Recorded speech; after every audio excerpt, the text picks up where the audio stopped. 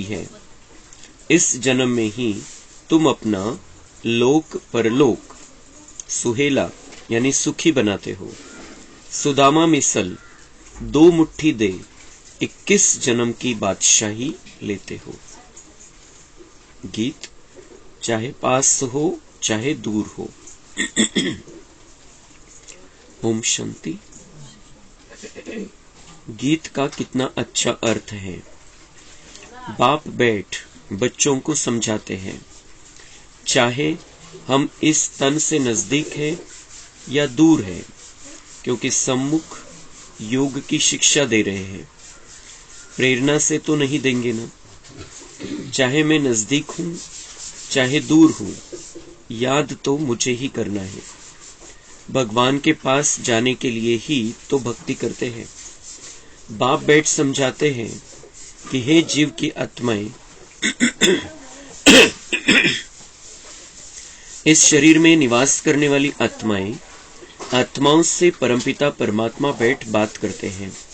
परमात्मा को आत्माओं से मिलना है जरूर, इसलिए जीव आत्माएं भगवान को याद करती है, क्योंकि दुखी है। सतयुग में तो कोई याद नहीं करते। अभी तुम बच्चे जानते हो, हम बहुत पुराने भक्त हैं। जब से हमको माया ने पकड़ा है, तब से भगवान की, शिव की याद शुरू हुई है। क्योंकि शिव बाबा ने हमको स्वर्ग का मालिक बनाया था, तो उनका यादगार बनाकर भक्ति करते हैं। अब तुम जानते हो, बाप सम्मुख आए हैं लेने के लिए, क्योंकि अब बाप के पास जाना है। जब तक यहाँ है तब तक पुराने शरीर को, पुरानी दुनिया को बुद्धि से भूलना है और योग में रहना है। तो इस योग अग्नि से पाप भस्म होंगे। इसमें मेहनत लगती है। पद भी तो जबरदस्त है। विश्व का मालिक बनना है। मनुष्य कहते हैं कि विश्व का मालिक तो शिव बाबा है, परंतु नहीं, विश्व का मालिक मनुष्य ही बनते हैं। बाप बैठ बच्चों को विश्व का मालिक बनाते हैं।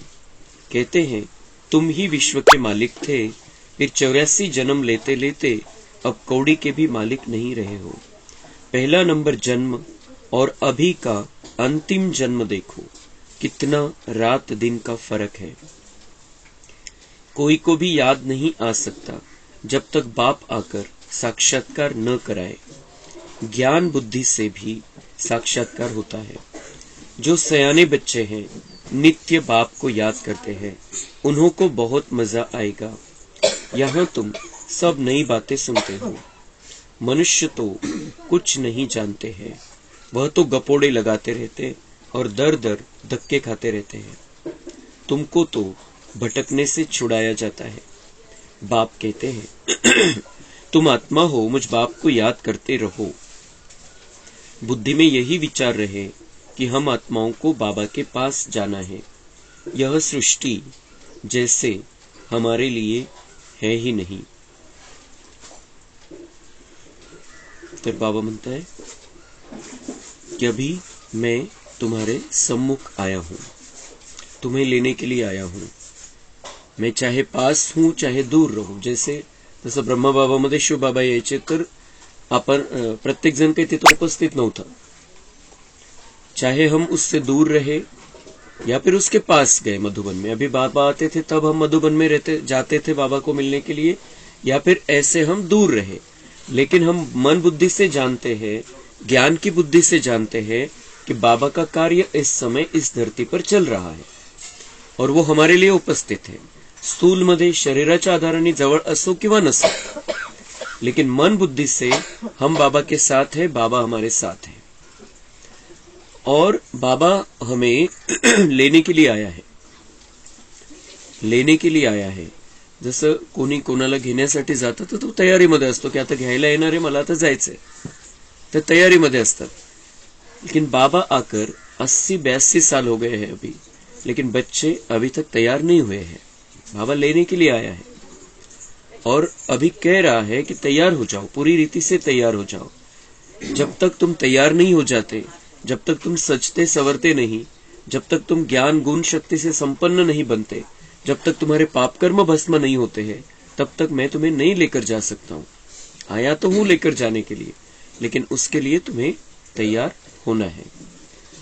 आणि दूसरी गोष्ट बाबा म्हणता है कि जितना तुम इस पुरानी दुनिया को भूलते जाओगे उतना तुम्हें स्वर्ग के सुख बुद्धि में आएंगे और उस आधार से तुम्हारी तैयारी होगी। और तैयारी भी कितनी बड़ी करनी है हमें। भगवान शिव विश्व का मालिक नहीं बनता है।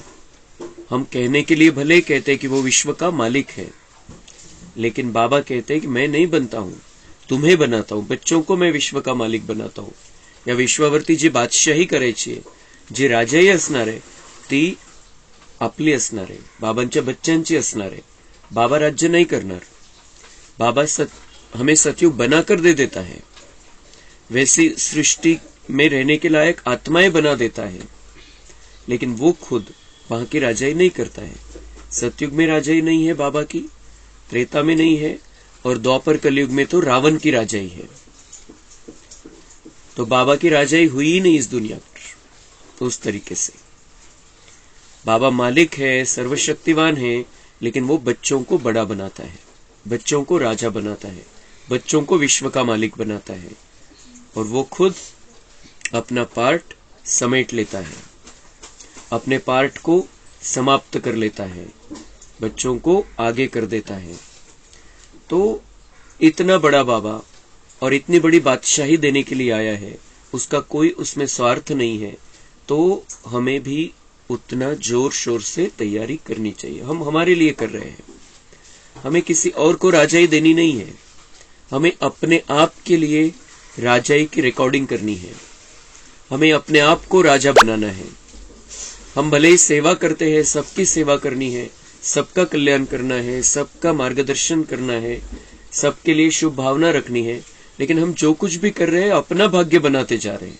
सगळ्यात महत्वाची गोष्ट त्यामध्ये ही आहे की आपण सेवा जरी करतोय, दुसरे कोणाविषयी करतोय, त्याचं कल्याण होऊन जाईल, पण आपले सेवेमधले मार्क वाढून जातील। 4 विषय आपले, ज्ञान, योग, धारणा आणि सेवा। जितकी जास्त सेवा करू आपण तितके आपले मार्क्स वाढणार आहे। ऐसा नहीं किसी आत्मा की हमने सेवा कर दी, उसका भाग्य बना दिया, उसका कल्याण हो गया, तो उसका तो हो जाएगा लेकिन मेरा कुछ नहीं होगा, ऐसा नहीं है। अगर हम किसी का कल्याण कर रहे हैं, किसी का भाग्य बना रहे हैं, तो हमारे सेवा के सब्जेक्ट में मार्क बढ़ जाएंगे। और चारों विषयों में हमें अच्छे मार्क चाहिए अगर हमें राजा बनना है, अगर हमें अपनी ऊंची तकदीर बनानी है। तो बाबा म्हणता है कि यहां तुम ये सारी नई बातें सुनते हो। दुनिया में तो सब गपोडे लगाते रहते, ज्याला जे वाटलं त्याने ते सांगितलेलं आहे।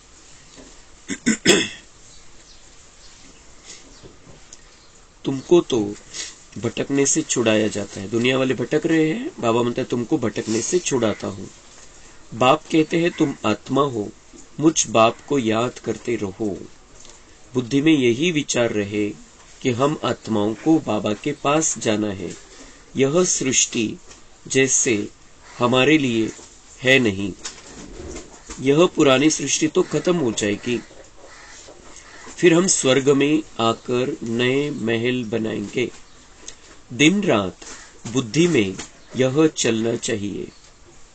बाप अपना अनुभव सुनाते हैं।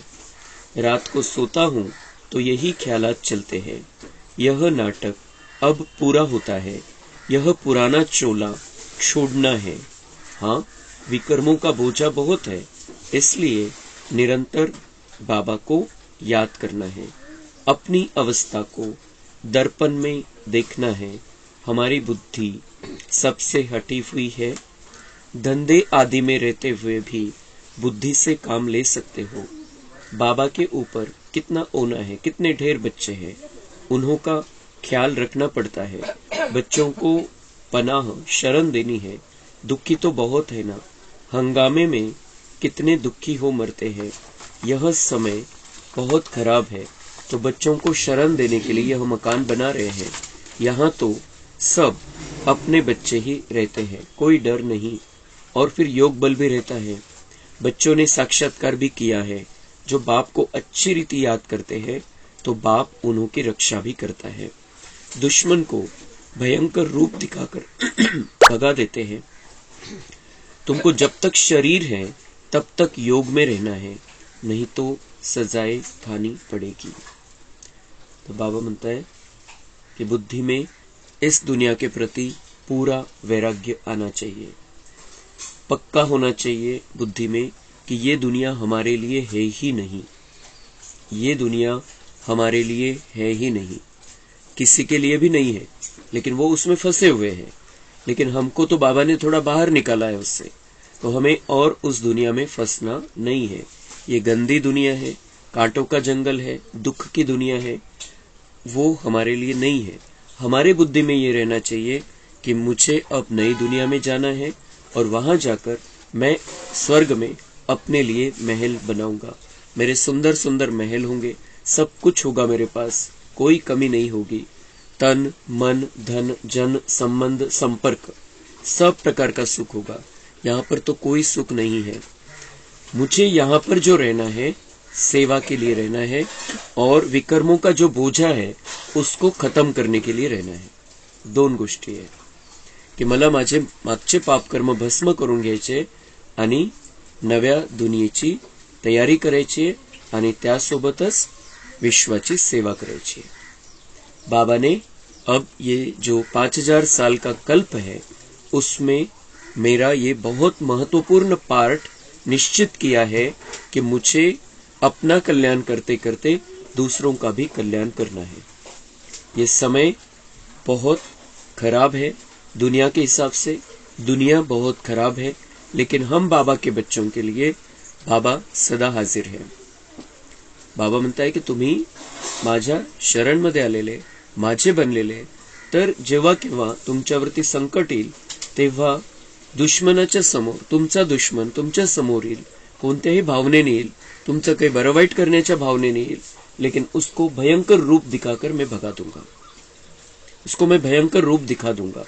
आणि बऱ्याच जणांचे अनुभव आहे की असं झालेलं आहे की कोणी दुश्मन आला काहीतरी हल्ला करण्याच्या हिशोबाने, काहीतरी वेगळ्या चुकीच्या भावनेने, आणि त्याला एक भयंकर रूप बाबांनी दाखवलं आणि तो तिथून निघून गेला। किसी भी तरीके का साक्षात्कार बाबा उसे करा देगा और हमारे ऊपर आया हुआ संकट टल जाएगा, लेकिन उसके लिए हमें इस दुनिया को बुद्धि से भूलना पड़ेगा। इस दुनिया में अटकना नहीं है, भटकना नहीं है। आपण सगळ्यांच्या संबंध संपर्कामध्ये राहायचंय, सगळ्यांच्या कनेक्शन मध्ये राहायचंय, कॉन्टॅक्ट मध्ये राहायचंय, पण अटॅच कशाशी व्हायचं नाही। असं नाही की आपण तुटक होऊन जायचंय, कोणाशी काही देणं घेणं नाहीये, कोणाशी काही संबंध ठेवायचा नाहीये, असं नाही।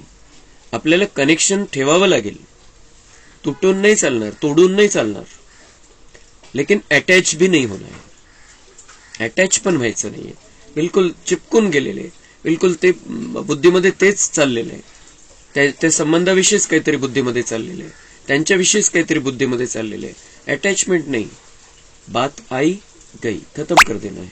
कुछ भी है, कुछ मोह का है, कुछ भी है, तुरंत उसे खत्म कर देना है। संबंधों में अटकना नहीं है और संबंधों को तोड़ना भी नहीं है, दोन्हीचा बॅलन्स आपल्याला ठेवावा लागेल। तो इस दुनिया को बुद्धी से भूलना है। जसं ब्रह्मा बाबा आपला अनुभव सांगतात की मी पण जेव्हा रात्री झोपताना सुद्धा माझ्या बुद्धीमध्ये हे क्लिअर ठेवतो मी कि अभी इस दुनिया को छोड़ना है, नई दुनिया में मुझे जाना है, नई दुनिया में रहना है, नई दुनिया मेरे लिए बन रही है, सबके लिए बन रही है। तो बाबा, ब्रह्मा बाबा, जिनको इतनी परेशानी सामने आई, इतने प्रॉब्लम सामने आए, बच्चों को शरण देनी है, बच्चों को दुख हो रहा है, बच्चों को घर वाले तकलीफ दे रहे हैं, जो इधर आ गए, तो त्यावेळेला परिस्थिती खूप बेकार होती, खूप भयानक परिस्थिती होती। पण तरी एवढं असून सुद्धा ब्रह्मा बाबा कशामध्ये अटकले नहीं, कशामध्ये नहीं अटकले। उनकी बुद्धि में ये रहता था कि अब ये पुरानी दुनिया खत्म होने वाली है, यहाँ ये सब कुछ दुख भरा है और ये सब कुछ खत्म होने वाला है। बाबा आया है, हम सबका ये सेवा का पार्ट है, हमें इस दुनिया वालों की सेवा करनी है, कहीं पर भी अटकना नहीं है और किसी भी कारण से परेशान होना नहीं है। ये ब्रह्मा बाबा हमारे सामने तो कुछ भी नहीं है, हम ब्रह्मा बाबा के सामने जो परिस्थिति थी उसकी तुलना में हमारे सामने कुछ भी नहीं आता है। असं पकडायचं की झिरो आहे, इतकी भयानक त्यावेळेला ती परिस्थिती होती ब्रह्मा बाबांच्या समोर, कारण हे ज्ञान एकदम नवीन। जे सगळीकडे जे ज्ञान पसरलेले त्याच्यापेक्षा एकदम विपरीत, एकदम वेगळं ज्ञान, आणि जो ज्ञान देणार आहे तो तर दिसतच नव्हता. शिव बाबा तो दिखाई नहीं देता है जिसने ये सारा किया, और सामने था ब्रह्मा बाबा. सगळ्यांचा टारगेट ब्रह्मा बाबा होता. मग यही ऐसे कहता है, इसने ऐसा कहा है इनको, इसलिए इन्होंने ये पैच छोड़ा है, लसन छोड़ा है, फिर पवित्रता की धारणा करना चाहते है. ते या सगळ्या गोष्टी समोर टार्गेट होता ब्रह्मा बाबा, आणि तरी सुद्धा ब्रह्मा बाबा डगमगले नाही, परेशान नाही झाले. त्यांनी पक्क होतं त्यांच्या मनामध्ये, बुद्धीमध्ये, कि करण करावनार बाबा है, जिम्मेदार बाबा है, वो देख लेगा. और ये इस विचार से उन्होंने अपने आप को स्टेबल रखा, आणि ते स्टेबल ठेवलं, स्वतःला मन बुद्धीला स्थिर ठेवलं, आणि त्यामुळे ते क्लिअर त्यांच्या बुद्धीमध्ये होतं कि अभी नई दुनिया आने वाली है, ये पुराना, ये जो कुछ भी है दुख का संसार, वो खत्म होने वाला है. फिर इससे परेशान क्यों होना है और इसमें अटकना क्यों है.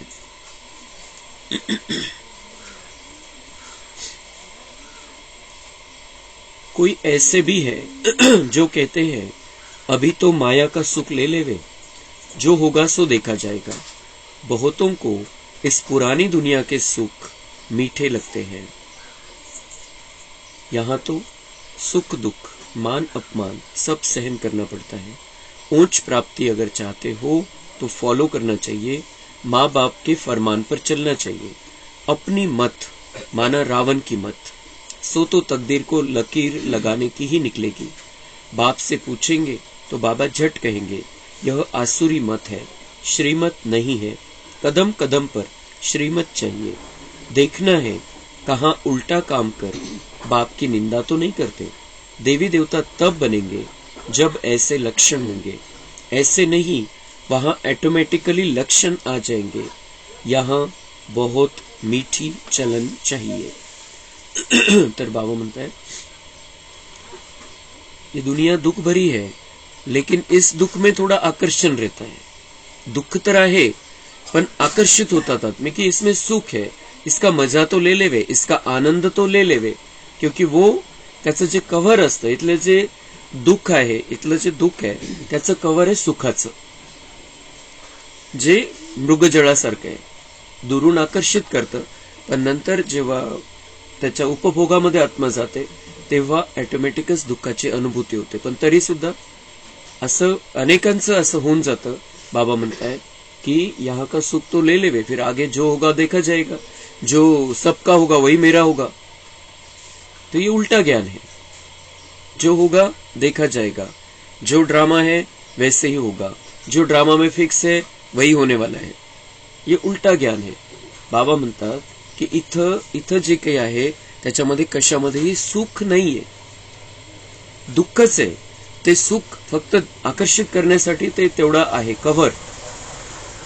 पर जब हम उन बातों में जाते हैं तब हमें दुख की अनुभूति होती है कि इसके साथ चले जाए, यहाँ चले जाए, वहां चले जाए तो सुख लगेगा, अच्छा लगेगा. ये कुछ नहीं होता है, ते फक्त आकर्षित करतं. लेकिन जो भी कुछ है यहाँ पर उसमें कुछ न कुछ दुख है, कुछ न कुछ तकलीफ है, कुछ न कुछ परेशानी है. कोई अपेक्षा रहती है, वो अपेक्षा पूरी नहीं होती तो अपेक्षा भंगाचं दुःख होऊन जातं. एखादी इच्छाच ठेवली नाही, ती पूर्ण नाही होण्याचा प्रश्नच नाही, पण इच्छा ठेवलेली आणि ती पूर्ण नाही झाली तर खूप त्रास होतो. आणि इथं आपण जिथं कुठे जाणार या दुनियेमध्ये जे काही करणार आहे, काही ना काही इच्छा तर असतेच की ऐसा होना चाहिए, फिर ऐसा लगेगा, बहुत अच्छा लगेगा, बहुत मीठा लगेगा. वेगवेगळ्या प्रकारच्या त्या भावना असतात आणि त्या पूर्ण नाही होऊ शकत, आणि म्हणून मग दुःखाची फिलिंग जास्त येते. म्हणून बाबा म्हणताय कि तुम्हें जो कुछ भी सामने आ रहा है, जो कुछ भी ज्ञान के हिसाब से है, उसमें ही रहना है. चाहे इसमें सुख मिले, चाहे दुख मिले, चाहे निंदा हो, चाहे अपमान हो, चाहे तुम्हारी प्रशंसा हो, तुम्हें स्थिर रहना है. तुम्हाला कशामध्येही अटकायचं नाही. निंदा, स्तुति, दुख, सुख, इस सब में समान स्थिति अपनी हमें बनाए रखनी है.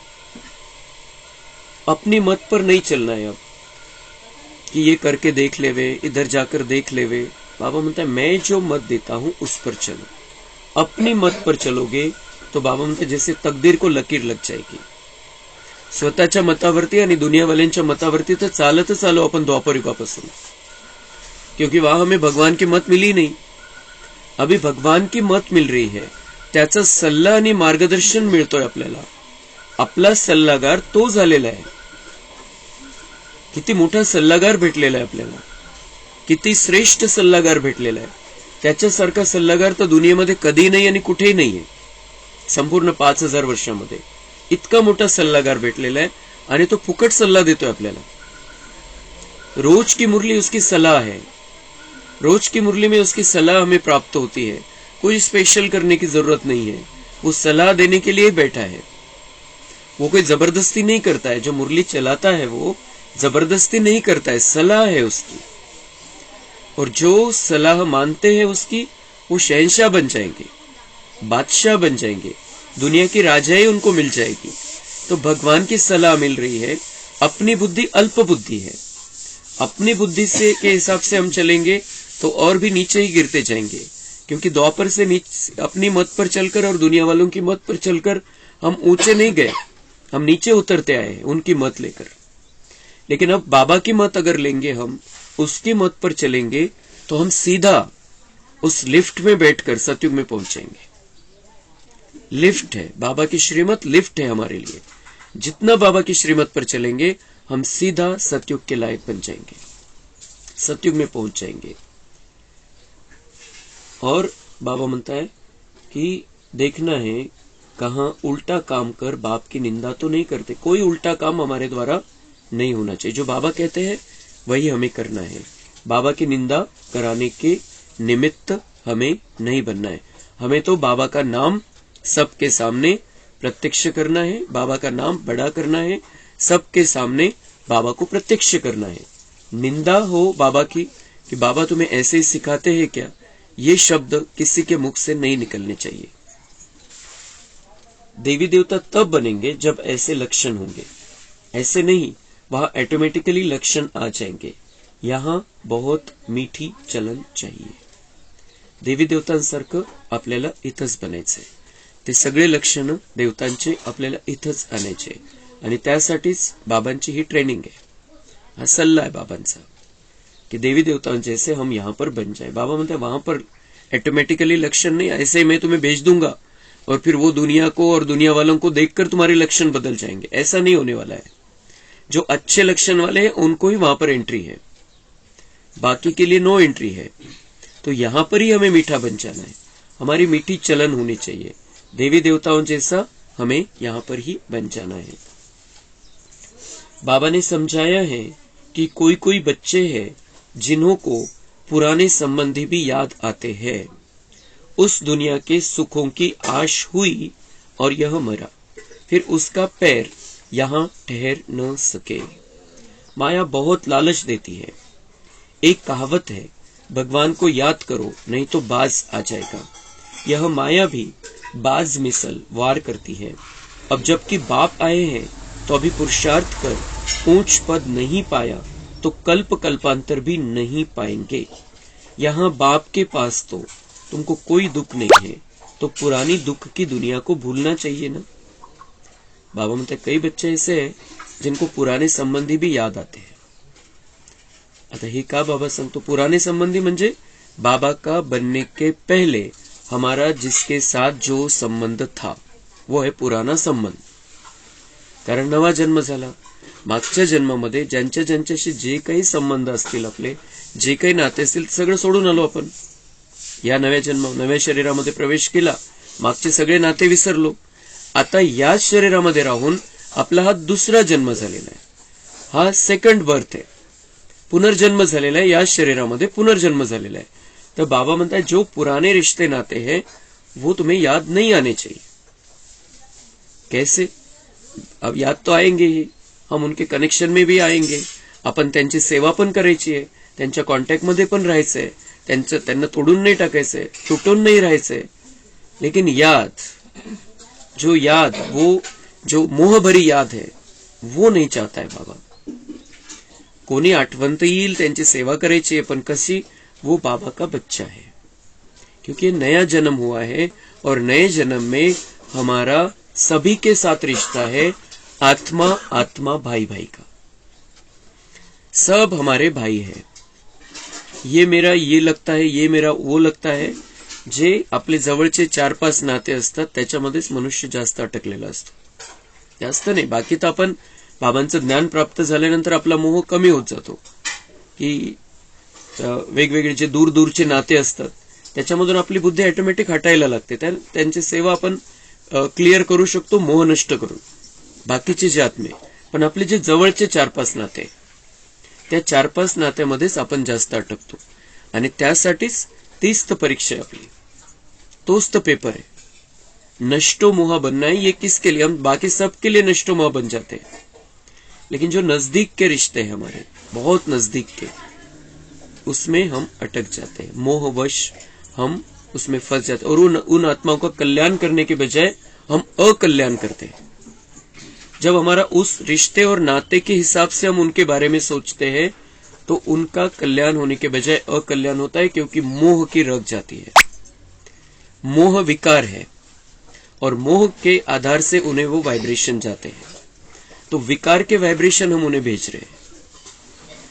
जर आपण त्याच्यामध्ये परिवर्तन केलं कि ये आत्मा है, बहुत सुंदर आत्मा है, परमात्मा का श्रेष्ठ बच्चा है, हम सतयुग में साथ में रहे, भले ते ज्ञानामध्ये आहे नाहीये, आपण शुभ भावना तर ठेवू शकतो. आणि एकदा आपल्याला क्लिअर झालं कि ये नहीं आने वाला है, वहां पर सतयुग में नहीं आने वाला है, कधी कधी होऊन जातं, ते क्लिअर होऊन जातं आपल्याला कि नहीं है इनका भाग्य, तो फिर भी उन्हें ऐसे समझना है कि परम धाम में हमारे साथ में रहा है, मेरे घर का है, हम साथ में रहे हैं. तर ही जी भावना आहे ही अति उच्च लेवलची भावना आहे. आणि ज्या वेळेला आपण असं चिंतन करू, ऑटोमॅटिक व्हायब्रेशन जातील, चांगले व्हायब्रेशन, जे परमधाम मध्ये आपले व्हायब्रेशन आहे, सुख, शांती, प्रेम, आनंद, ते व्हायब्रेशन त्यांना जायला लागतील, त्यांचं कल्याण आपण करू शकू. पर अगर उनमें बुद्धि जाएगी तो बाबा म्हणता है उस दुनिया के सुखों की आश हुई और यह मरा.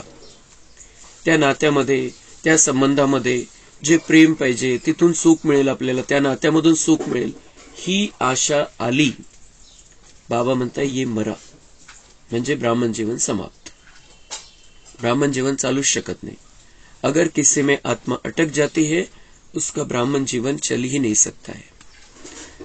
बाबा का ज्ञान प्राप्त करने के बाद, कोर्स करने के बाद, जब उसकी बुद्धि रिश्ते नातों से दूर हट जाती है, जो नजदीक का रिश्ता है उससे भी दूर हट जाती है, तब वो ब्राह्मण आत्मा इस रास्ते पर चल सकती है. अगर हम किसी को आत्मा नहीं समझ रहे हैं और वो देह भान से उससे जो रिश्ता है, पति पत्नी का, माँ बेटे का, वो जो रिश्ता है, उसमें अगर उस हिसाब से ही चलेंगे हम, तो हम फिर ब्राह्मण जीवन में उतना स्पीड नहीं पकड़ पाएंगे, क्योंकि कुछ बाबा एक तरफ खींच रहा है और वो संबंध एक तरफ खींच रहा है, ऐसा होगा. तो वो त्याला जो शब्द हिंदी मध्ये खूप सुंदर है, कश्मकश चलती रहेगी, तो उसमें फिर हम उतना पुरुषार्थ नहीं कर पाएंगे. म्हणून हे बाबा जे सांगतो त्याच्या मागे हे रहस्य आहे, खूप मोठं रहस्य आहे, कि याद नहीं आनी चाहिए तुम्हें, पुराने संबंध याद नहीं आने चाहिए. पुराना संबंध हो गया, नया संबंध क्या है? नए जीवन में नया संबंध है, हम सब आत्माएं भाई भाई हैं. हम अगर उस मोह में हैं और कोई हमारे मोह में है, आकर्षण में है, तो फिर हम उसका अकल्याण कर रहे हैं. हमें बहुत अच्छी रीति से ये पक्का करना है बुद्धि में कि हमें अब सबका कल्याण करने के निमित्त बनना है, तो सबको आत्मा रूप में देखना पड़ेगा, बाबा का बच्चा समझना पड़ेगा. आणि ते जे 2-4 संबंध आहे आपले जवळचे, त्यालाच परिवर्तन करून नष्ट मोह बनावं लागेल. दुनियेसाठी तर नष्ट मोह झालो आपण, दुनियेमध्ये मोह नाहीये, दुनियावाल्यांमध्ये मोह नहीं आपल्याला आता, अटके नहीं हम कहीं पर भी. लेकिन वो जो 4-5 संबंध है उनको परिवर्तन करना है और उनका कल्याण करने के निमित्त बनना है. बाबा म्हणतात माया बहुत लालच देती है, ते आकर्षित करतील ते संबंध. एक कहावत है, भगवान को याद करो नहीं तो बाज आ जाएगा. बाज म्हणजे तो जसा गरुड पक्षी खूप मोठा असतो, अकराळ विक्राळ असतो, थोडा पंख, त्याचे जे पंख असतात 5-7 फूट लांब, तर त्याचे पंख असतात, इतका मोठा तो गरुड पक्षी. तर बाबा ते मायेचं उदाहरण घेत आहे, मायेसाठी ते उदाहरण देत आहे की ती जर अगर आप भगवान को याद नहीं करोगे तो वो माया इतने बड़े रूप में आ जाएगी. आणि तो जो त्याचे गरुडाची जी खासियत आहे तो खूप दूरवरून शिकार बघून घेतो आणि एका झटक्यात ती शिकारला कॅच करून घेतो. खूप दुरून बघतो, त्याची खूप कॅपॅसिटी आहे, सगळ्यात मोठा शिकारी पक्षी. तर तसं बाबा उदाहरण देत आहे, माया तशीच आहे, तुमची शिकार करून घेईल. तर थोडासा चान्स वाटला तिला तो तुमची शिकार करून घेईल, इसलिए सावधान रहना है. और ये मोह का जो है, मोह के कारण ही हम माया के वश हो सकते. बाकी तो हमने लोभ लालच छोड़ दिया, अहंकार को भी हम त्याग रहे हैं, लेकिन ये जो मोह है वो हमें हरा सकता है. और इसलिए बाबा ने आखिरी पेपर वही रखा है, नष्टो मोहा. अब जबकि बाप आए हैं तो अभी भी पुरुषार्थ कर ऊंच पद नहीं पाया तो कल्प कल्पांतर भी नहीं पाएंगे. यहाँ बाप के पास तो तुमको कोई दुख नहीं है तो पुराने दुख की दुनिया को भूलना चाहिए ना. पावंत है, जो पुराने रिश्ते नाते संबंध उन हिसाब से अगर तुम सोचोगे तो उसमें दुख मिलेगा. लेकिन जब तुम बाप के पास हो, बाप के साथ हो, तो यहाँ सुख ही सुख है. और तुम सुख में रहो, मन बुद्धि तुम्हारी सुख में रहे तो तुम दूसरों को भी सुख दे सकते हो. कितने भी तुम्हारे रिश्तेदार है, कितने भी कोई संबंधी है, मित्र है, सबको सुख दे सकते हो. लेकिन तुम उनमें अटक गए तो उनको दुख ही दोगे. देवताई जन्म से भी तुम यहां सुखी हो क्योंकि बाप की शरण में हो. देवताई जन्म से भी तुम यहां सुखी हो, हे पक्क पाहिजे आपल्याला. असं वाटतं इथं तर किती प्रॉब्लेम आहे, किती प्रश्न आहे, किती संकट येतात समोर. जेव्हा आपण देवता राहू तेव्हा सगळे चांगले राहणार आहे, कुठला प्रॉब्लेम नाही, कुठलं टेन्शन नाही, काही तकलीफ नाही, बिमारी नाही, वातावरण चांगलं आहे. इथं तर सगळे प्रॉब्लेम आहे. कधी सर्दी, कधी गरमी, कधी पाऊस, कधी काय, कधी काय, कधी काय, कधी कोणतं संकट येईल, कधी कोणतं विघ्न येईल. आणि तरी सुद्धा बाबा काय म्हणताय, देवताई जन्म से भी तुम यहां सुखी हो. क्यों? क्योंकि बाप की शरण में हो, क्योंकि हम भगवान के बन गए हैं, जो सुख का सागर है उसके बन गए हैं. परिस्थितियां बाहर से आती रहेगी लेकिन हमारी मन बुद्धि बाबा से कनेक्टेड है तो हम सुख में रह सकते हैं, शक्तिशाली स्थिति में रह सकते हैं. और दूसरा कारण है कि यहां से ही तुम अथाह कमाई करते हो जो फिर जन्म जन्मांतर भोगेंगे. यहां से ही ये कमाई का समय है, कमाई के लिए ये जन्म दिया है बाबा ने. इसी शरीर में रहते हुए जो नया जन्म बाबा ने दिया है वो कमाई करने के लिए दिया है. क्योंकि हमें बाबा यहाँ से हमारी मृत्यु हो जाती और फिर नए जन्म में बाबा मिलता तो हमें 5-7 वर्ष 10 वर्ष तो कुछ समझ में नहीं आता बच्चे बनकर. तो इसलिए हम जब बड़े बन जाते हैं, जब हमारे अंदर बुद्धि में समझ आ जाती है, तब बाबा हमें अपना बना लेता है. इसलिए इसी जन्म में दूसरा जन्म दे देता है, क्योंकि फिर शुरुआत से ही हम बाबा का बनकर कमाई कर सकते हैं. तो ये जो संगम युगी जन्म है, बाबा म्हणता है बहुत महत्वपूर्ण है. देवताई जन्म से भी तुम यहाँ सुखी हो क्योंकि सुख की रिकॉर्डिंग कर रहे हो. चांगली रिकॉर्डिंग तुम्ही करताय तर ते सुखाची स्थिति है ती. और बाबा साथ में है. दुख संकट परिस्थिति कुछ भी आता है तो हमारे अंदर शक्ति बढ़ाता है. हमें ये जो शक्तियां है उसकी जरूरत द्वापर से पडने वाली है. सत्युग आपण जे आता जे आपल्यावरती संकट येतात, विघ्न येतात, त्याच्यामध्ये आपण आपली शक्ती वाढवून घेतोय. खूप महत्वाची गोष्ट आहे. हे जर संकट विघ्न नाही आले तर आपली शक्ती पण जागृत होणार नाही. आपल्याला सतयुग त्रेता युगामध्ये शक्तीची आवश्यकताच नाहीये. सगळे चांगले तिथं आणि सगळंच चांगलं आहे. तिथे शक्ती नाही लागणार आहे. आपल्याला द्वापरपासून शक्तीची आवश्यकता राहणार आहे. कारण बाबा येईपर्यंत आपण स्वतःला चालवायला तर पाहिजे. मग ती शक्तीची जी रेकॉर्डिंग आहे, शक्तीची जी जागृती आहे, ती आता आपण करून घेतोय. त्यासाठी द्वापर युगापासून जी लागणार आहे त्याच्यासाठी. म्हणून संकट विघ्न जरी आले तरी त्याच्यामध्ये आपण डगमगायचं नाहीये, तर ती आपली शक्ती जागृत होतीये. द्वापर युगापासून आपल्याला राहायचंय बाबा येईपर्यंत. 2400 वर्ष स्वतःला चालवायचंय, 2400-2450 वर्ष. तो वहां पर शक्ति की जरूरत पड़ेगी हमें, और वो शक्ति की रिकॉर्डिंग हम अभी यहाँ पर कर रहे हैं. खूप महत्वाची गोष्ट आहे. म्हणून विघ्न संकट जरी आले तर ते चांगल्यासाठी येत आहे, हे लक्षात ठेवायचंय आपण.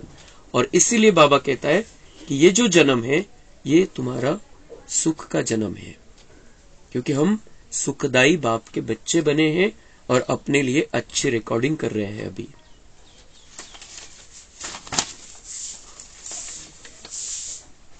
सुदामे को 2 मुट्ठी के बदले 21 जन्मों के लिए महल मिल गए। यह लोक भी सुखी तो परलोक भी सुखी, जन्म जन्मांतर के लिए, इसलिए यह जन्म बहुत अच्छा है। कोई कहते जल्दी विनाश हो तो हम स्वर्ग में चले, परंतु अभी तो बहुत खजाना बाप से लेना है। अभी राजधानी कहाँ बनी है, फिर जल्दी विनाश कैसे कराएंगे? तो बाबा म्हणता है की बच्चों को पता पड गया है स्वर्ग आने वाला आहे, तो जल्दी हो रही आहे, त्यांना घाई झालेली की आता लवकर यायला पाहिजे स्वर्ग. पण बाबा म्हणते अजून तर तुम्हाला खूप खजाना घ्यायचा, माझ्याकडे खूप खजाना आहे, अजून तुम्ही सगळा थोडी घेतलेला आहे, प्रत्येकाने सगळा खजाना थोडी घेतलेला है, तो बहुत खजाना लेना है, इसलिए समय चाहिए. लेकिन अभी समय, ये 60 वर्ष पूर्व बाबा ने कहा है कि अभी तो तुम्हें बहुत खजाना लेना है, अभी राजधानी तैयार नहीं हुई है. लेकिन हम नहीं जानते हैं कितनी आत्माएं तैयार हुई है. 8,90,000 आत्माएं भी तैयार हो चुकी होंगी, 10,000 बाकी होंगे. जब 9 लाख की संख्या बाबा को मिल जाएगी, जो संपूर्णता को प्राप्त कर लेंगे, उस समय विनाश चालू हो जाएगा. और वो कब होने वाला है पता नहीं, 1 साल में होगा, 2 साल में होगा, हमें पता नहीं है. लेकिन हमें ये मानकर चलना है कि लगभग बाबा को जो चाहिए वो संख्या अब तैयार हो गई है. मुझे अब थोड़ा चांस रहा है, उसमें मुझे पूरी मेहनत करनी है. जो बाबा सिखाता है, बाबा जो सलाह देता है, उस पर मुझे अब चलना है. अभी फाइनल है. तो बाबा म्हणते जब तक बच्चे तैयार नहीं, तब तक बच्चे लायक बने नहीं है, तब तक विनाश कैसे करावं. नाही तर सगळे तयार आहे, विनाशाची सामग्री तयार आहे आणि हे 5 तत्व पण तयार आहे. त्यांनाही आता इथं थांबायचं, त्यांना लवकर लवकर संपवायचं है.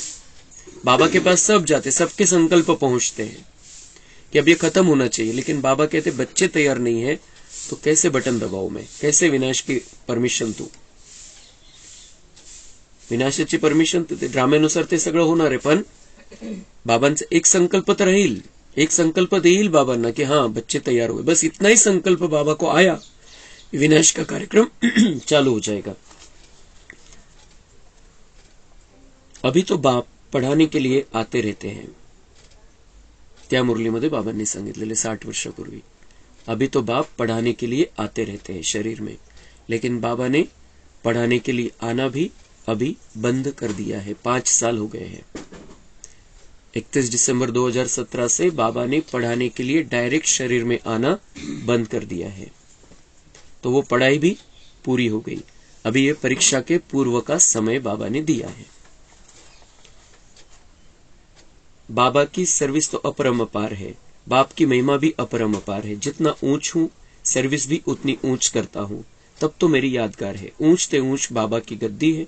जो जितना पुरुषार्थ करते हैं वह अपना भाग्य बनाते हैं.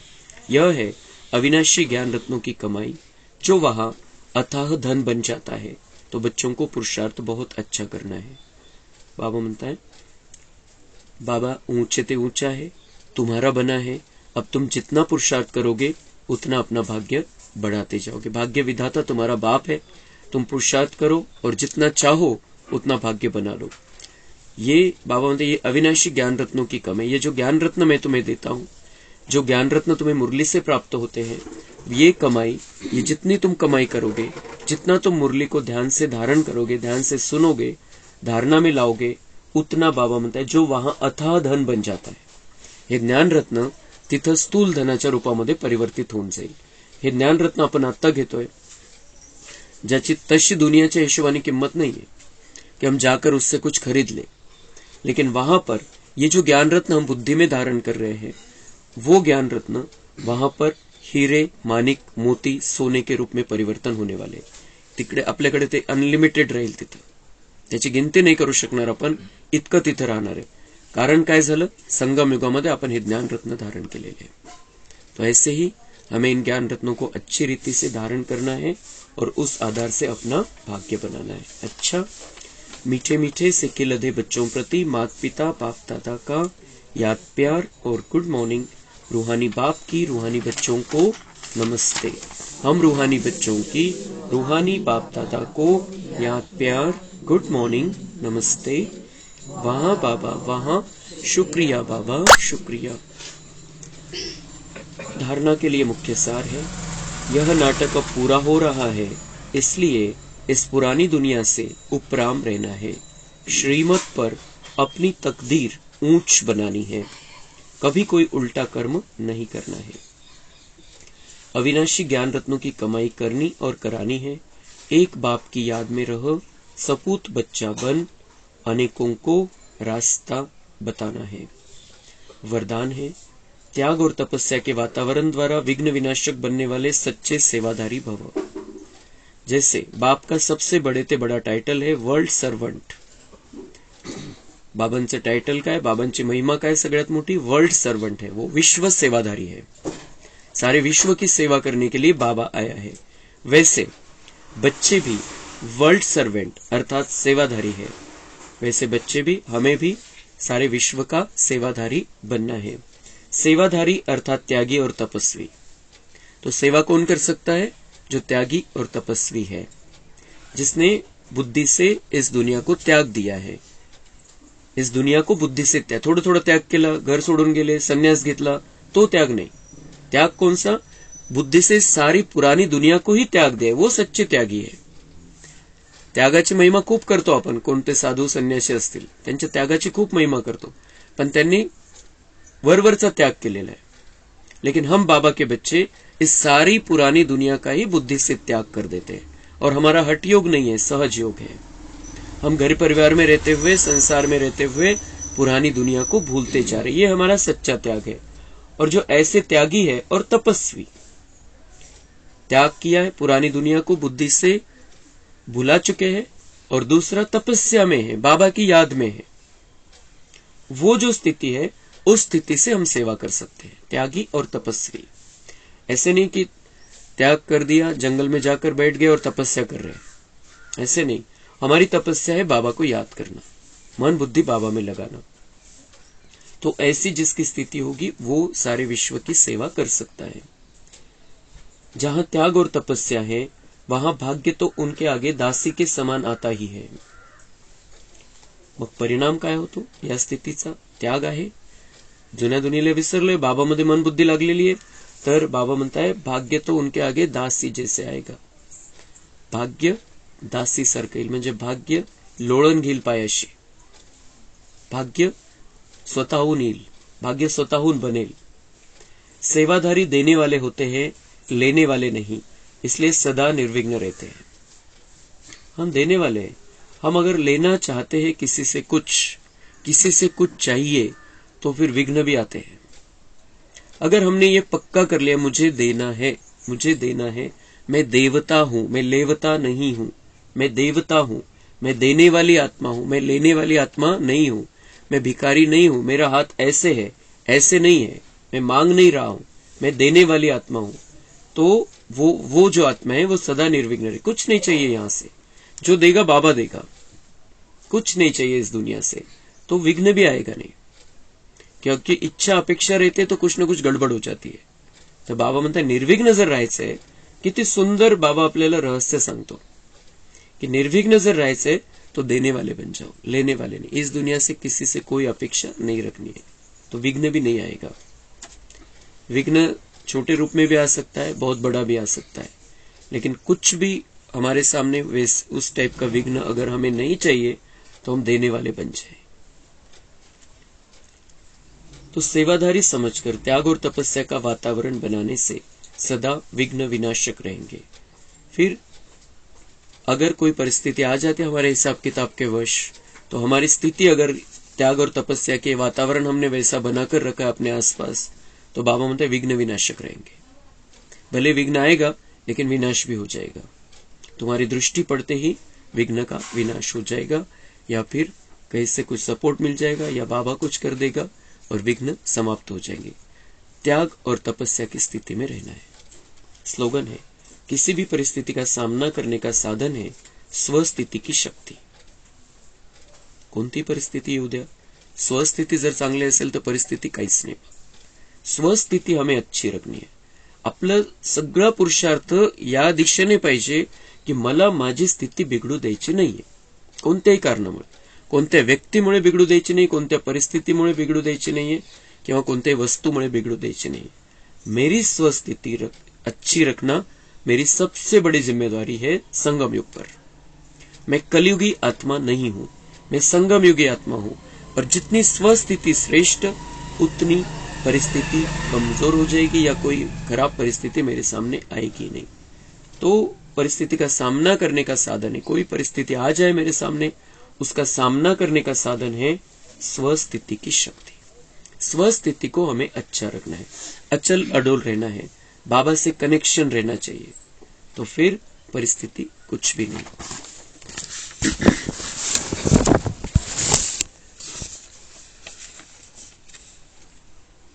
होमवर्क आजचा स्वमान, मैं तख्त नशीन आत्मा हूं। चिंतन, परमात्मा दिल तख्त नशीन स्थिति क्या है? इस स्थिति में रहने से क्या क्या प्राप्तियां होती हैं? मैं तख्त नशीन आत्मा हूं, बाबा के दिल पर मेरा राज है, बाबा के हृदय सिंहासन पर मैं विराजमान हूं। मैं आत्मा बाबा के हृदय सिंहासन पर विराजमान हूं। तो चिंतन काय करायचंय? ही स्थिति काय है? बाबा के दिल पर राज हमारा कैसे हो सकता है? जो बाबा मुरली में सलाह देता है उस अनुसार हम चलते हैं तो बाबा के दिल पर हमारा राज होगा, वेगळं काही करायचं नहीं। बाबा के दिल पर राज करना है, बाबा के नजदीक रहना है, तो बाबा की सलाह माननी पड़ेगी।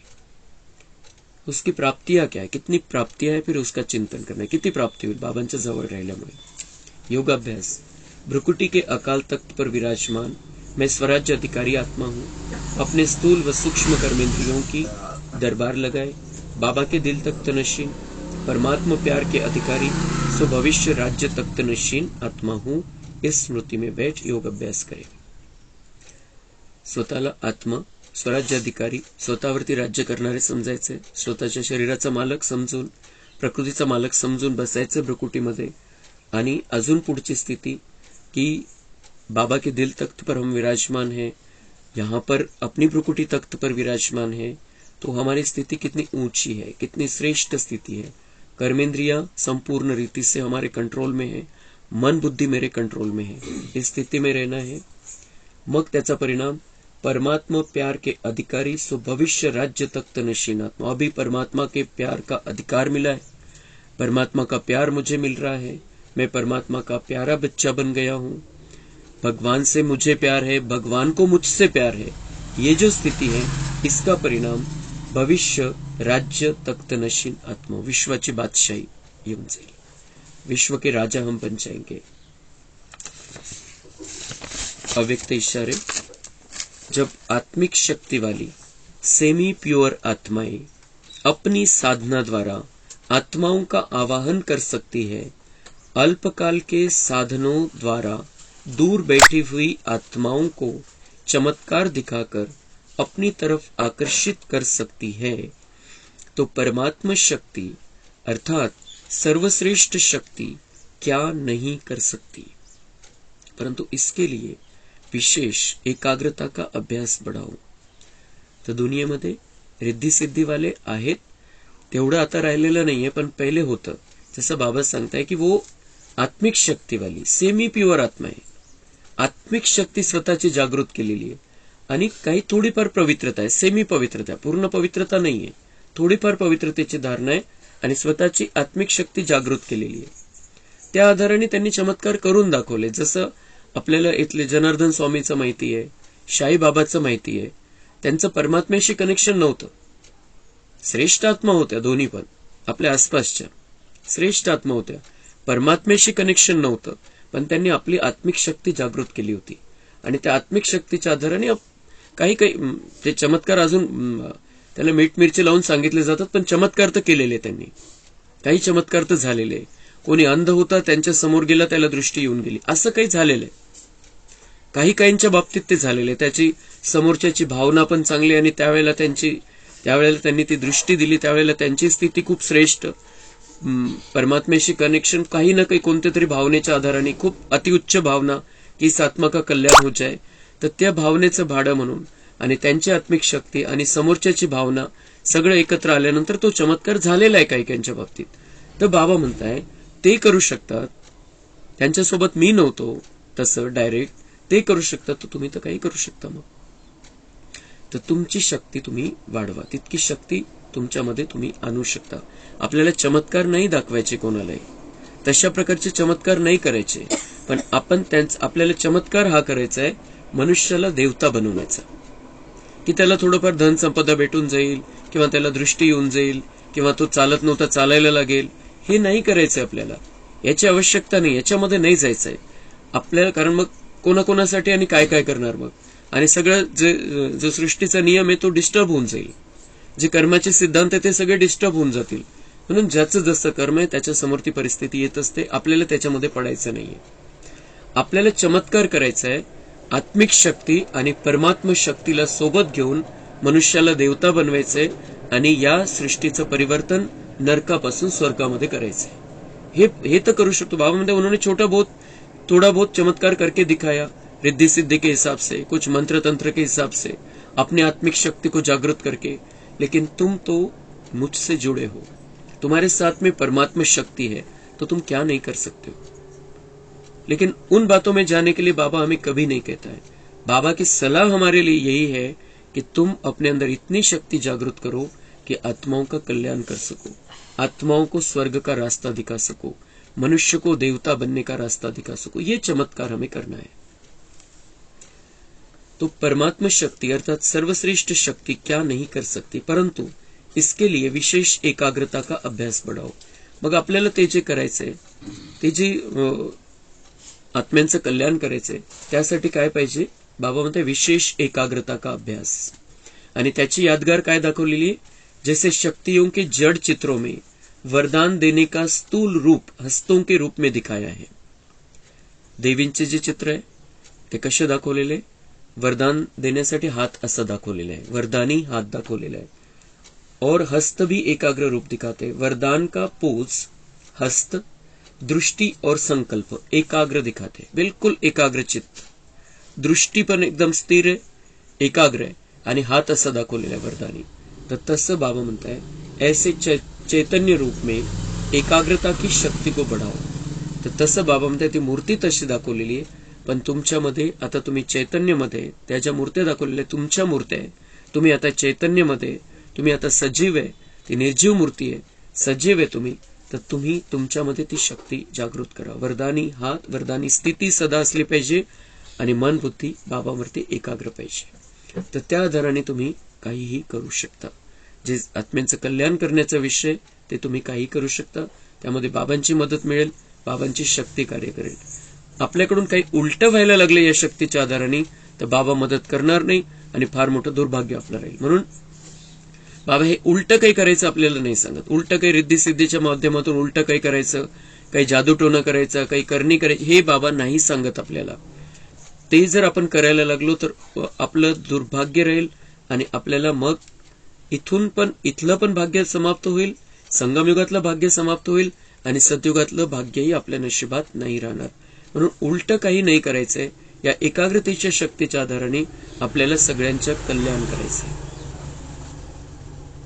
तो बाबा म्हणते चैतन्य रूपे में एकाग्रता की शक्ति को बढ़ाओ, तब रूह का आवाहन करके रूहानी सेवा कर सकेगी. देण्याची भावना आहे, मन बुद्धि बाबावरती एकाग्र आहे, तो बाबा म्हणता है रूह का आवाहन करके सेवा करेगी. हमें आत्माओं की सेवा करनी है, आत्माओं को संदेश पहुंचाना है, आत्माओं को बाबा के रास्ते पर चलाना है. तर ते होईल. हे करा बाबा म्हणते. ते दुसरे चमत्कार करण्याची आवश्यकता नहीं है. आत्माओं को बाबा का बनाना और उनका भाग्य बनाने के निमित्त बनना, ये चमत्कार तो तुम कर सकते हो. अच्छा, ओम शांति. कम बोलो, धीरे बोलो, मीठा बोलो.